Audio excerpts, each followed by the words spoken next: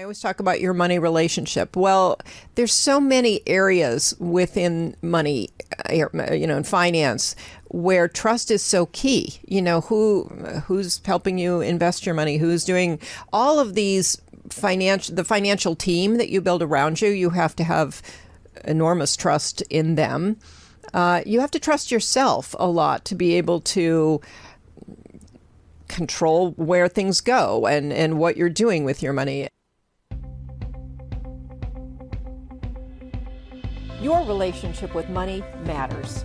I'm Michelle Perkins, and this is the Money and You podcast, where I will be breaking down your relationship with money, offering tough love money tips, and a money dating plan that will focus on lifting the barriers to success to help pave the way for better money practices and increased wealth. It's time to take control to live a limit-free life. It starts today. Hello, and welcome. I'm Michelle Perkins, your host of the Money and You Show. So happy to be here again in the studio at ubngo.com. I have a terrific guest today, and as you know, I'm all about a limit-free life, and the guest today is all about helping many people to create that as well. So I'm going to introduce you to Elona Lopari. She's a prior Fortune 500 corporate CEO, a B2C and B2B sales expert. She's been featured in Disrupt, New York Weekly, Business Insider, CEO Weekly, The Business News, Famous Times, and is a keynote speaker and author. The digital landscape has disrupted how your clients make purchase decisions. With unprecedented access, buyers are empowered to self-educate and make faster and more informed decisions for the solution of their problems. To be successful in today's market, you need to align with your buyer's behavior and be well-positioned where they're looking to find you online. Have you noticed that traditional tactics no longer reap your expected business results? It's time to modernize your branding, sales, and marketing efforts and embrace the digital age. Elona helps people with that. She works with organizations looking to modernize their business development efforts. She helps experts and consultants land consumer and corporate clients in an effort to bridge the gap between impact and income. And as a speaker and trainer, organizations have rated her trainings as top-notch based on attendee feedback. She prides herself on delivering inspiring, engaging, actionable, and fun training programs that produce revenue results. In her corporate career, she cut her teeth in sales through cold calling and door-to-door prospecting. She then went on to manage several retail territories, being the top producer in her region. However, it was while leading sales and marketing in her own company that she saw the importance of aligning both sales and marketing to digital strategies for unprecedented revenue growth and impact.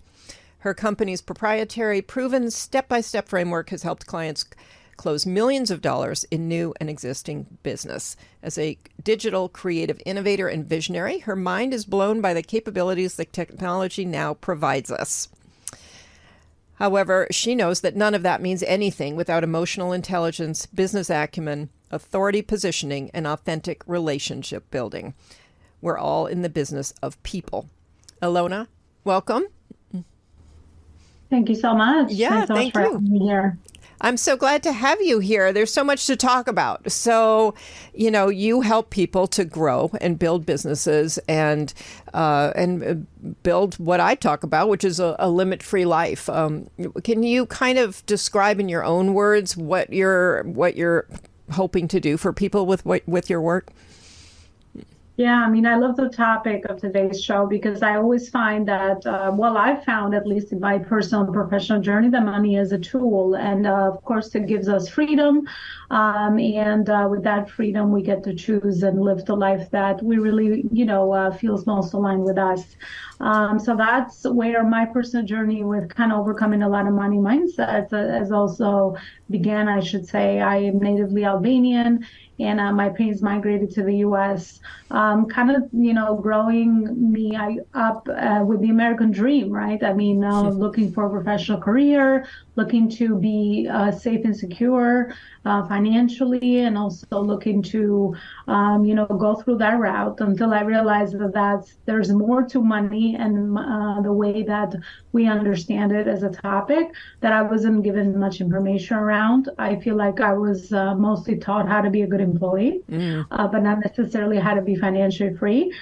So when I started my journey as an entrepreneur 5 years ago, after I left my corporate position as a regional director, I have found that I've thought of money differently. I've learned a lot about money and this subject, and also using this channel of entrepreneurship is what I now love to do for so many other people, my clients, to be free, to do more good in the world, to live your life's purpose, but also create more impact and align their purpose with their profit. We have traditionally seen how the first one has been true, where a lot of companies have been profit oriented, but not necessarily purpose oriented. So bridging the gap between both and aligning both really does create more freedom and more contribution and fulfillment. And then good people with good values that have money can use that to do more good in the world. So that's essentially what I help people do today. Thank you. And I know the people who are dedicated to living their purpose, who are out there trying to have an impact and serve people, often have a bit of a conflict with their relationship with money. Something about making money and doing good don't match up. And I understand that. I think I had that same mindset for a while. And so how do you see that, first of all? And if you do, how do you help people? I mean, besides the argument that the more money you make, the more people you can help, that's true, and that's often what we hear. Are there other things that you use in your arsenal to kind of help people develop a new mindset? Yeah, I think what you said is definitely true. Something I overcame myself, or something I see with a lot of women as well, where what we do naturally or our gifts and expertise we don't necessarily see the value of that, and we have trouble charging money for that. So there's definitely a conflict between that. So in the way I do it, I pretty much help people do this step by step, meet them where they are, and really help them understand what are those activities in their business where not only can they create impact, but also they can create income. Because unless you do both, you can't sustain the growth of your company. You can't sustain what you do day in and day out. You can be happy about contributing only for the sole purpose of doing more good in the world. However, if you want to have something sustainable that is going to justify your lifestyle and also help you do more other things in your life, then you have to also be very mindful of those activities in your business or in your company that are going to also create monetary value. So that's what I really hope people do, hold the focus around building their brand, creating an impact, but also look at those income generating activities that are helping them do both things, so they can, again, work on the most important priorities in their business, but also save time, and that time hopefully can be put towards other priorities that they have in their personal lives. Yeah, that I really love, because time is really what people are after. Having more freedom and more independence is really about having time to do what you want, whatever that might be. That might be more work, but it's your choice, and we like to feel that we have choices. That's really incredibly important for people. So I love what you're saying, and as you were talking, I'm thinking those purpose-driven entrepreneurs are the ones oftentimes who work so hard, work so much extra time. They have less time in their lives for other things and more time working. And oftentimes it's because to make money, they have to, because there's so much time that they're maybe either just creating for people or giving things away or underpricing themselves. What are you finding there? Because I feel like it's almost the people who want to give the most, it's almost a pathway to burnout in some respects. Yeah, well, absolutely. I think it's challenging if you're in the service-based industry, because We all understand to move away from the model of trading time for money. However, it is very difficult for a lot of entrepreneurs that have a service, and that's the way that they get to create impact, or that's their business model.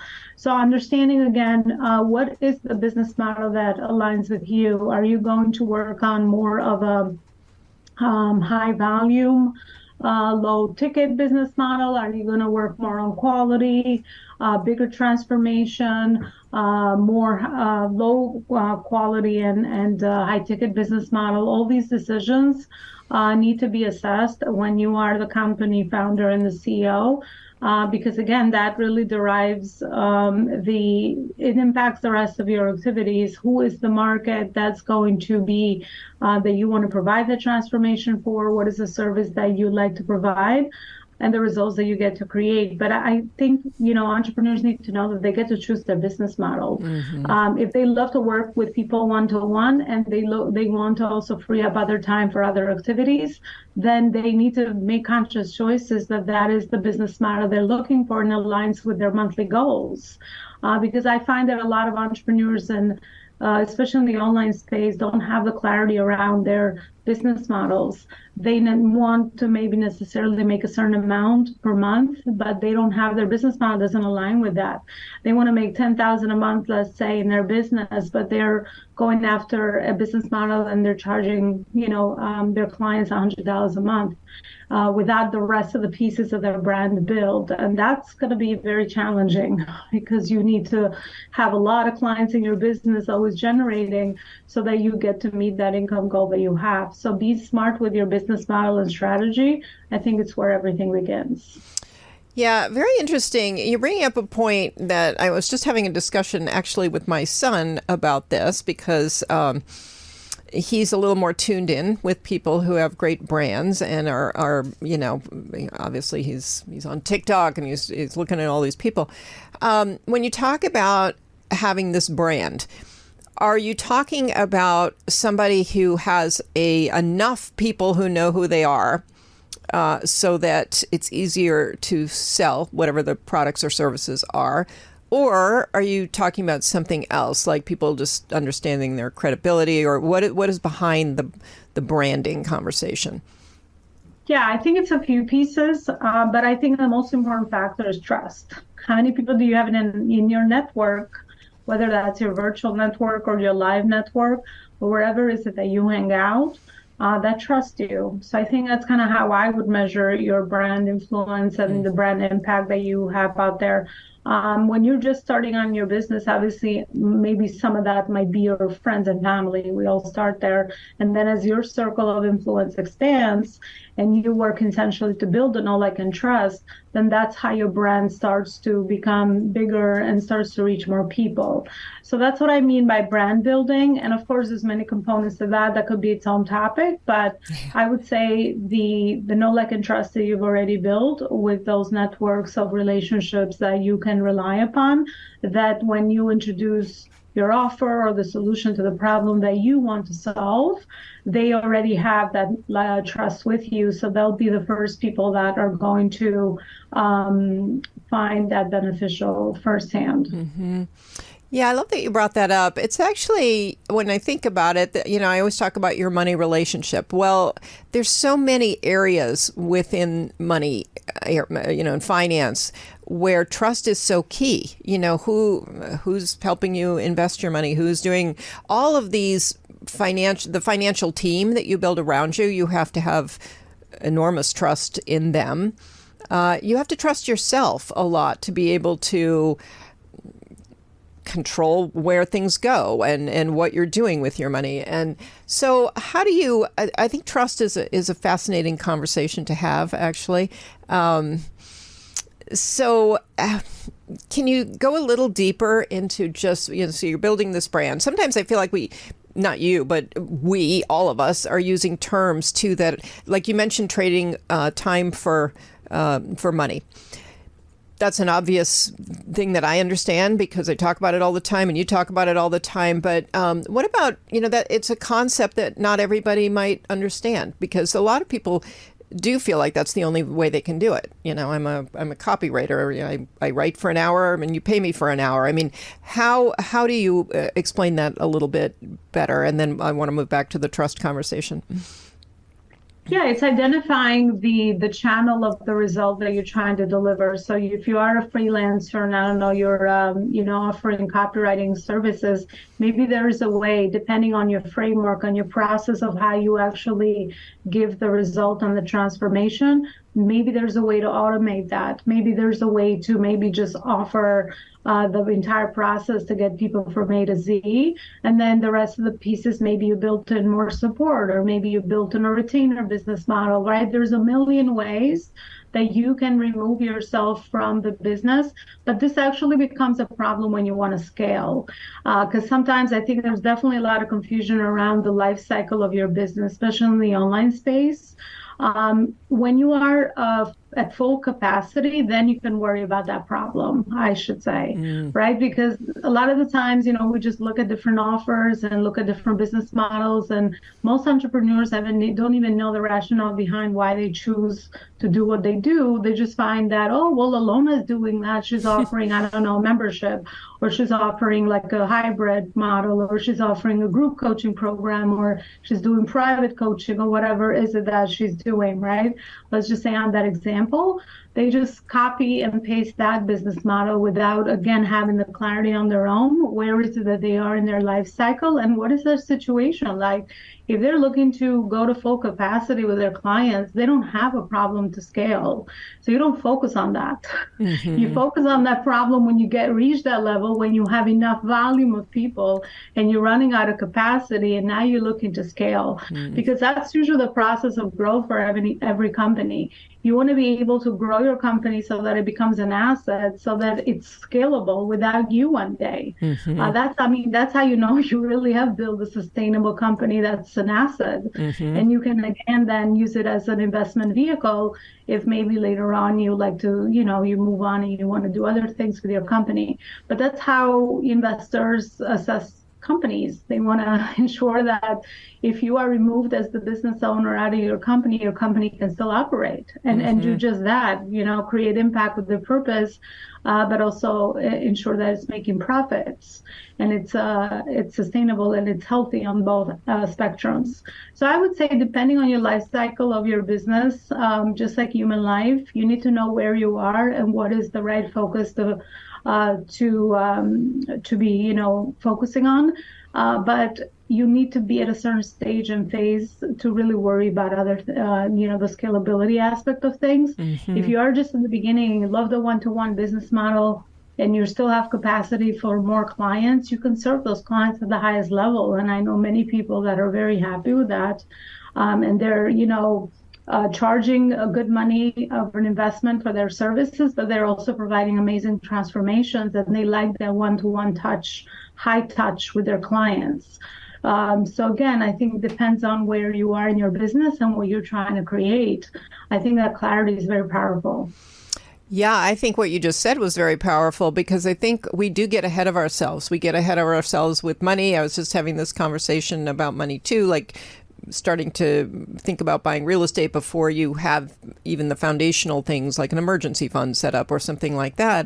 And what you're saying is really true. I think oftentimes business owners, in their mind, they are thinking about scaling at a point where they're still sort of, they can't really, they haven't built it out to a point where they are at capacity, like you were saying. So I think that's an excellent point. And sometimes it's hard to if scaling is your goal, if building this asset is your goal, then I think it's very important to have someone like a coach on your team kind of helping you to navigate that, because you can get it. You don't always see things exactly as they are when you're in it. Yeah, and you also don't know where you're going and what is the predictable stages, because if you have never built a business at that phase and stage or level, then how would you know what scaling looks like, right? So someone can guide you and be like, okay, right now you're over here. These are the activities to focus on, and let's align that with your vision that for scalability, for so to speak, right? So having both working with each other I think it's very important as well, and the person has clarity on what are the right steps to take in consideration. Because again, I see a lot of confusion around this out there, and that's why business are not successful. You just have different problems in different phases and stages of your business growth. That's and for sure. sometimes, because the education is not there, the awareness is not there, we're solving for a problem that could be solved 5 years down the line right now, because we think that's the most pressing and urgent thing. But it's like you skipped a lot of steps. It's almost like a puzzle piece, seems like, when you don't know the journey of business growth. That's why there's experts in every field. So align yourself with someone that understands that the business cycle of any business and can get you from point A to point Z, just like anything. Yeah, very interesting. So if we circle back to the trust conversation, how can a person use their branding to create trust? It's the digital world has gotten busier and more complicated, and I personally find myself being less trusting of all what I see out there. How do you manage that? Yeah, I love the trust is in the core or the forefront of every human relationship. Just think of service. I mean, how do we build trust with our personal relationships? Time, service, be there for people, offer help, contribute, build community. That's big for anything that we do, especially in the online spaces that we're operating in. But just be of service. Think of ways that you can help. Think of ways that you can add value with whatever is it that you are doing. And again, you are building the reciprocity process, right? So the more you give, the more people, again, want to give you back. But be the one that gives first. Be the one that is generous with your offers and your brands. I'm not saying your paid offers, but maybe your content, the resources that you're building, or the other things that you can create, maybe launches, workshops, opportunities for people to get a taste for what is it that you do and give, solve small problems, quick wins. So people build that trust and can see that you are the deal, the real deal. And now what you have is valuable, and you actually led with value rather than leading with sales. I think that's the biggest difference, Michelle, between being a product provider or a service provider and someone that has built a brand, someone that's selling and is just in that short-term transactional value in business is just that. It's going to be just short-term, and it's going to have that agenda in their mind to just sell. That's not going to be sustainable. But when you build a brand, you're building a community, you're building, you're aligning people towards a certain cause, a vision, a mission. It's bigger than just I'm here to just sell you my products or my services. It's always bigger than that business model. It's regarding the bigger impact that you get to create, the bigger service, the message that aligns with the right people that you want to serve. So if you want anything, to sustain, and you want your company to be profitable 10, 20, 30 years, and kind of comparing yourself with some of these big brands that have been around and love and trust and like and trust, they're here for that bigger vision and mission. It's not only about the next offer, because your offers could change, your market changes, we're evolving as humans, your business could have changed, but the offer and the service and the trust that you have built, that could never go away. And now you have loyal fans that are there because they are getting value from you. I mean, that's the only way, that's the only reason why we build relationships, because it's a give and take, right? Or I always say give first, then you put yourself in that process of getting there, taking back. But it has to be that kind of mindset and that kind of relationship. And look at people, when you build a brand, you want to think of relationships for life. Don't look at people as numbers. Don't look at things as short term, on those relationships just serving you short term. Think of how can you keep adding value to this person long term and for life. And you will always be a brand that's always growing, and it's always creating an impact. And once you have that trust, tomorrow your business model changes, but people still know, like, and trust you, and they will come, and that will create sales for you any day. Yeah, it's so interesting, because despite the whole digital landscape and all the technological advances, really building your business still comes down to relationships, trust, community, the things that we were doing before we ever had any of the technology. So just differently. Yeah, really, really interesting. I think it's easy to forget that. I think it's easy for people to look at business today and think they can sit behind a computer and it can be very passive and, but none of that seems to work very well. When I hear you talking and I think about the audience listening, I'm wondering if people are thinking, wow, building a brand, I wanted to help people with X, Y, and Z. I didn't want to build a brand. That sounds like a full-time job. Like I don't have time to do all that's involved to build a brand. What would you say to that? Then don't be an entrepreneur. then don't be a business owner. Choose another channel. Because again, if you just want to be a salesperson, then maybe that's the job you want. But if you want to be in business long term, that's the only thing you have, because there's other people doing what you do. There's, a lot of noise out there, right? So the only thing that's going to make you stand out is pretty much building a brand. So, yeah, I mean, it's harsh, but it's the truth. And then, you're just going to be that person that comes in today and then goes tomorrow. You just have a position. You're a salesperson. You're not an entrepreneur. You're not a company founder. And you're not bringing other people around you. Even if you want to stay as a solopreneur, you still have to build that brand, because brand is all about value. So I would say that's my advice to someone that's just like, I want to build a brand. I don't think there's any other way to go about it, especially with today's landscape. I think all of these things that we have today are just new channels. Business has always been about those basics that you mentioned, Michelle.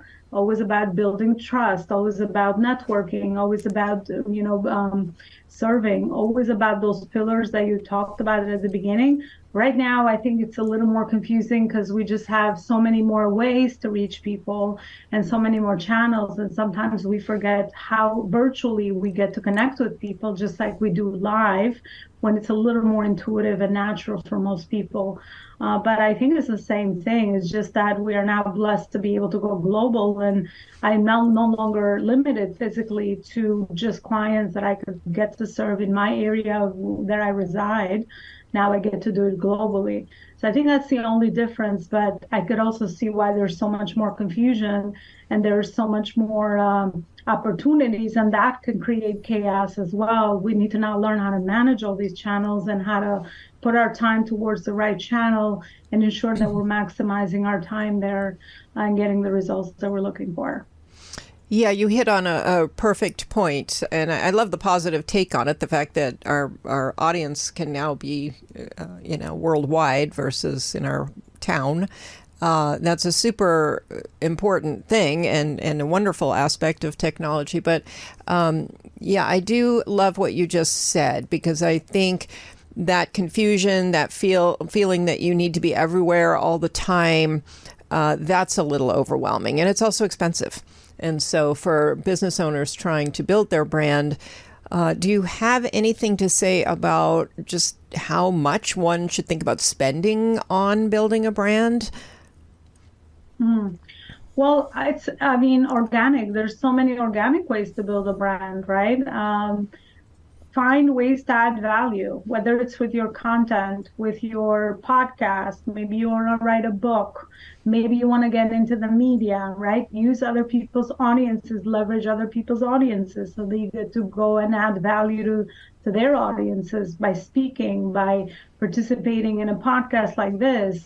By just offering help in the communities that you are a part of, especially these online communities, add value, build genuine relationships. So I would say there's so many organic ways to build brand, or even strategic partnerships, right? With collaboration or collaborators, finding ways to add value to people. Maybe they do what you do, but take a different angle to it, complementary services, all these other ways are definitely high-level strategies that you can leverage without even putting a cent into any of your paid marketing or social media marketing or ads or other things that you could get to do. But honestly, frankly, there's so many organic ways to build brand that, I mean, obviously, if you have the money, then of course you want to trade in, to put in that money to do this faster, obviously. But if you are not at that level where you have enough to invest in doing this faster, as far as ROI on your investments, paid ads, and all of these other marketing strategies, then of course you can do it for free, all organic, word of mouth. You should get to do it bigger scale with all the social media platforms and all these channels. Love that. Thank you. Yeah, that's a great answer. So you were talking about profitability and getting to a point where your business is more profitable. And what are some of the things that you see? Because initially, business owners aren't so focused on profit, is what I found. They're more focused on revenue. They're more focused on, getting clients, building that revenue. So how, at what point does profit become the conversation that you're having with people? Yeah, I would say day one. Perfect. It should be just like anything. Again, you can have a lot of sales, but if your expenses are, bigger than your sales, like simple math, right? You're just not going to be profitable, and you're just going to be putting more money in the business, right? And you're not going to come out with that. And eventually you're going to run out of cash flow. That's actually the biggest problem businesses have, because I work with big corporations as well, and I see the same issue, right? So again, it's not about your sale, how much sales you make. It's about how much of that you get to take away for that to, again, if you are at those beginning phases, or even when your business is a couple of years old, then how are you getting that cash flow that you are producing from your sales, from your revenue minus your expenses, that you get to put back, to pay yourself first of all. I don't think enough business owners pay themselves first, and then use that money to reinvest back in the business. Do you need to hire somebody? Do you need to invest in a system that you need to implement that's going to automate some things for you to give you more time and increase your productivity, right? So after you make those decisions, depending on where you are and looking at your numbers very closely, then you know that you can use that money for taxes and other things that are needed. But if you're just focusing on sales and you're not watching all these other numbers in your business, your expenses, then of course you're eventually going to run out of cash flow, and your business is going to fail, because what's going to happen if you're not mindful of those numbers? But it's very simple math. I mean, it's just, again, revenue minus expenses, and that's how you know if your cash flow is healthy or not. Or if it's not, then you can make those strategic decisions quarter by quarter, so that you really focus on those right priorities to help give you really healthy cash flow. Because at the end of the day, that's what really matters. Yeah, thank you for saying that. Cash flow is really the key. And I think oftentimes it's something that people look at later, oftentimes when they have to look at it because they're having a cash flow issue. And I think when you start a business, you're excited about the idea, you're excited about the service you're going to provide, you're excited about actually investing in your business. So you spend a lot of money maybe up front and you get things rolling. And sometimes you're good with, I'm reinvesting or doing all of that, and your cash flow is very limited. There comes a point, well, like you say, really should be from the start. But for people who are not looking at it at the start, it's easy for that train to just keep running down the track, and it's 5-10 years later, and then you're starting to consider cash flow. So again, any advice for people who are going to say, but I have to invest, I have to put money into my business, to get it started? Yeah, absolutely. I mean, I say we actually came to the same point that I wanted to make about having an investor's mindset, that I've also learned to kind of switch from employee to entrepreneur, which is, I think it's very helpful in kind of being an entrepreneur and growing your company and investing back in the company, because it's just like anything. For the company to grow, we got to invest back in the company. But I would say be mindful of where you are. Have you paid yourself first? Have you put away enough for your taxes? And then looking at all these other things, your expenses, your day-to-day operating expenses, which are recurring or fixed every month. So looking at all these buckets in your business that you have clarity around, making sure those are taken care of.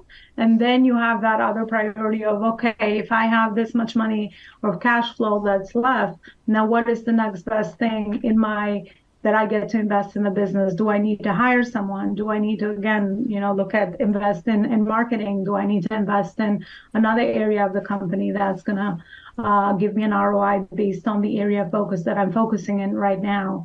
I would say that once you have that clarity and those buckets are very clear and those things are taken care of, then you can look at what are some other things that I'm going to need to invest so that I get that return on investment. And also I'm focusing on my priorities and goals for my quarter or my 6 months goals or for my yearly revenue goals or projections. Thank you. That was perfect because you drove home the point that you have to get to know your money. You have to be paying attention to it from day one, and that relationship has to develop along with everything else in your business. And it's so easy for a lot of people to avoid looking at money because that is the thing that is going to, possibly make you feel bad or just give you worry or whatever it is. And so people tend to just think, I'll look at all that later. And that's not how you build a relationship, by avoiding it. So I love what you said about getting the clarity, figuring out the buckets and paying attention all the time. And it sounds maybe kind of like a burden, but it's actually freeing. And maybe you can elaborate a little on that, because knowing your money and understanding all of the things that you were just talking about, that's what gives you freedom. Being in like La La Land and having it all be a mystery is actually very stressful. Yeah, I would exactly. I would say that, well, listen, I understand because I came from that. I had a lot of money stories, a lot of, money anxiety as I grew up because there was a lot of lack of money in my family. So I understand for someone to have that need to kind of just avoid the issue until I have to deal with it or until something hits me and then I have to actually take a look at it. It just seems like, obviously easier, but easier for when? It's easier for the short term, kind of putting out that quick fire, but in the long term is going to come to bite you somewhere else. So kind of having that, I guess, that bigger pain in mind, at least kind of gives you some of that, I guess, kick or push or admirate or I guess motivation just at the beginning until this becomes a habit. I think everything is a habit at the end of the day, because once you keep doing it, and it could be 5 seconds, you can take a look at your numbers like for 10 minutes at the end of the week, or maybe just put a task on your calendar to take a look at your numbers every month, right? Something small like that is going to pay dividends down the line. But honestly, if you're not doing that, then you're just making decisions in the dark. Because, how do you know how much you can actually invest in, I don't know, in a consultant that can come in and help you to grow your company? How do you know how much you can actually invest in your marketing? How do you know whether you can maybe afford that car, your personal car that you want to bring in your personal life as well, right? If obviously your business is the main income generator for you, we're talking about that because you can have other revenues of income. But yeah, I mean, unless you have that clarity, then you don't really know what is the right decision to make, and you're not going to make conscious choices. Right. And if you're not conscious about your choices, then again, you just, blindly just making random decisions, and you're just hoping that, everything is okay. But just kind of like closing your eyes and just pretending this area is not, important is in the long-term health of your personal life and company life is just not going to help you. And yes, there's support. Get an accountant, get a bookkeeper. There's so many supportive roles that could really help you with that. But yeah, I would say looking at your numbers and making that a habit in your business is, it might seem a little hard at the beginning because of those stories that you might have. Maybe get some, emotional support or mindset support at the beginning to help you kind of alleviate some of that and kind of have you change some of those personal stories. But once you do it and you realize that, oh my God, this is actually giving me a lot of great return on my time that I'm putting in to really become aware of this area, you'll see the impact and you'll want to continue and be very mindful around this financial health area of your life and business in general. Yeah, thank you. You nailed it with that. And I think that it is just crucial to start from day one as a business owner, looking at it that way. And I think I love what you said, because you do get an ROI on looking at your money. I mean, that is always a guarantee in my mind, that if you spend time and you know what's going on and you're using the data to make some of these decisions. And that doesn't mean you never invest in something that you don't have cash for. That just means you've got data that you're using to inform these decisions. And it really does come down to decision making, like you said. You want to be able to make the best decisions for your business, because we all make decisions all day, every day in our business. And if we're not doing it consciously, like you mentioned, and in a context of our finances, we're going to go all over the place. We're going to be backtracking and going forward, and then backtracking again. So I want you to leave us with a few, kind of your favorite tips for entrepreneurs, since you're dealing with entrepreneurs. A few things that you think that every entrepreneur should know. Yeah, I would say as an entrepreneur, love what you do. Ensure that what you're doing is actually aligned to your purpose, to your calling. It's your vocation. It's something that you really believe in, because if not, then yes, you're not going to get you're just not going to have that motivation or inspiration, or that bigger why is not there to go through, the challenging times and the building ahead of time, periods of times of planting before you actually reap the rewards of what you're actually doing. So I say that unless you have that big purpose of why you're doing what you're doing, then the journey is just going to be pointless. It's like, why do you have to do what you're doing unless that bigger why is there? And build for the long term, right? Always think, 5-10 years ahead of time as you are building, and enjoy the process. That's something that I'm always learning, rather than focus on those big wins or those big, sales goals that you're hitting, or whatever is it that you're focusing on. Learn to really enjoy the process of continuous improvement process that you will go through personally as the business owner, but also the process that your company will go through as it grows and evolves. Because I find that the joy of just being in that day-to-day process of building and repeating and working on new things, while also marrying that with the consistency that it takes, doing some boring tasks that maybe you're not really that fond of, and eventually you get the money and time to hire someone else to bring on board with.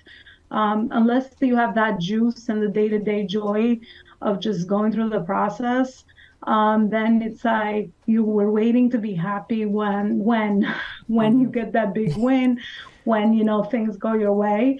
It's just not a way to live. It's what I found. So just focus on the process of transformation, whether that is your personal transformation or your company transformation. Thank you for that. And I will say, building a business, you are focused on the growth of the business, but there's so much personal growth that happens as an entrepreneur. It's kind of unlike anything else. So, Elona, thank you. That was fantastic. I really got so much out of what you were talking about. I'm sure the audience did. Can you tell people how to connect with you and what you have out there that they could partake of? Yeah, absolutely. Hopefully what I share was of service to your audience. That's always my aim with an interview I do, or adding value to any audience. They can find me on my website, elonaloparicoaching.com, and that's where I have a lot of amazing resources they can find to truly build a legacy company that aligns their purpose with their profits. Thank you. Fantastic. So you can see Elona's company on the screen as well. And I sure hope you'll reach out and take advantage of some of the content that she has on her website and get to know her further. She's definitely somebody that you'll want to know if you are a business owner. And audience, thank you so much for being here. We love having you watching the Money and You show every week. And you can find us on all the podcast platforms, on Roku, on the YouTube or the Limit Free Life YouTube channel, and other other places. So you can find me at Michelle at limitfreelife.com, and please go to my website, limitfreelife.com, and sign up for my emails, and I can provide you with information on what I have going on and what Limit Free Life has going on. So I think this was a great show to help you understand how to build a more limit-free life and how to take money into the whole mix with you as your ally and your support, and handle money well so that your business grows more quickly. And I hope you got your wheels spinning on maybe some business ideas, even if you currently have a job, or if you are looking for a transition, or if you're a current business owner. I know you would have gotten a lot out of today's show. So thank you so much for being here. We'll see you next week.